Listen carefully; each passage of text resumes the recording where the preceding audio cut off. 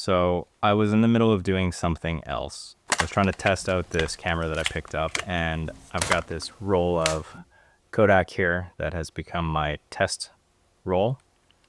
And what happened was I was checking to see if the camera was working well, and I knew this was going to happen. This happens all the time with these auto advancing cameras. But the film, when it hit the end of the roll, got sucked back up into the can. And, you know, that's fine if you're shooting a roll of film and you're going to the lab and you plan on developing it. But sometimes you don't want the film to go all the way back into the can. Or sometimes you're just doing what I was doing and playing around with the test roll. Or whatever the reason is, your film got sucked up into the can. Maybe you shot part of it and you had to rewind it for some reason, and you were planning on, you know, feeding it back into your camera and getting back to the frame that you were at. Whatever the reason, we want to get that film out. And they do sell tools to do this exact job. If you go on Amazon or AliExpress, you can find them for anywhere between $5 and $20. In any case, I'm going to show you how to get this out without one of those fancy tools. And it's super simple. So what you're going to need is a scrap piece of leader, a little piece of double-sided Scotch tape. I think you can do this without tape. I've seen people do it with just a little bit of water. But you're going to want to stick it onto the emulsion side of your leader. So if you're trying it with water, which I don't really recommend because you never know if it's going to mess up with the chemicals inside. So, I mean, even this, I don't fully recommend. I'm just saying that this is a trick to get it out in a pinch.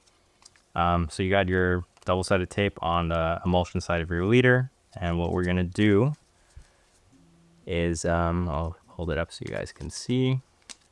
We're going to feed that film with the tape side down into the can.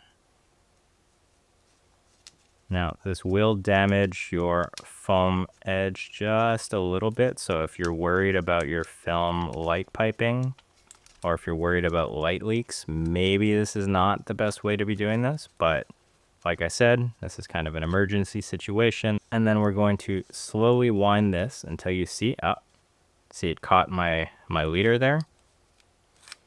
And all we're going to do is we're going to gently pull it back out. And as you can see, it caught my film, and it is coming out nice and easily.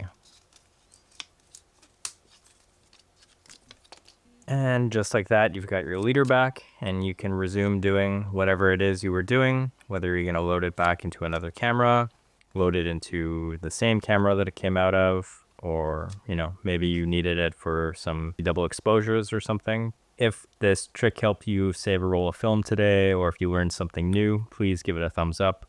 I do believe that it helps the YouTube algorithm understand that this video was indeed useful. And, you know, feel free to subscribe if you want to catch more videos kind of like this. I'm going to try to post some more tips and tricks here whenever I get a chance. Thanks.